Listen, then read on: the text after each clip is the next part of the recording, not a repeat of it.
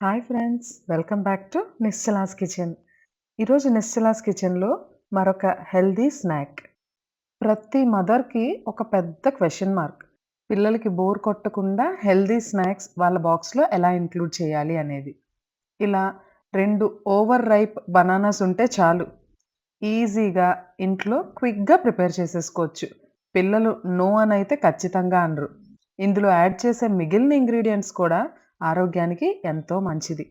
ముందుగా ఇలా బాగా మగ్గిన 2 బనానాస్‌ని తీసుకొని మెత్తగా మ్యాష్ చేసుకోవాలి.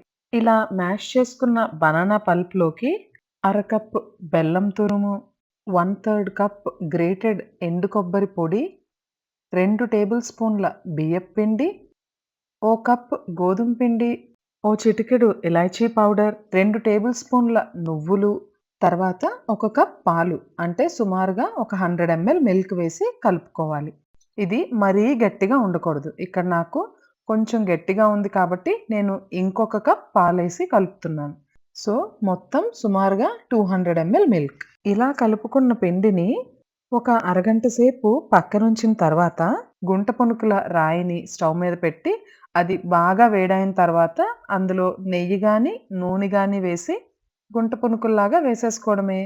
ఒకవైపు కాలిన తర్వాత ఇంకొక వైపుకి ఫ్లిప్ చేసుకొని 2 పక్కలా కూడా గోల్డెన్ బ్రౌన్ కలర్ వచ్చేంత వరకు ఫ్రై చేసుకోవడమే. ఎన్ని హెల్తీ ఇంగ్రీడియెంట్స్ ఉన్నాయి కదా ఇందులో. రైప్ బనానా, నువ్వులు, బెల్లం, ఎండు కొబ్బరి ఇవన్నీ కూడా పిల్లల హెల్త్‌కి ఎంతగానో ఉపయోగపడతాయి. అండ్ టేస్టీగా కూడా ఉంటాయి. మరి మీరు కూడా ట్రై చేస్తారా?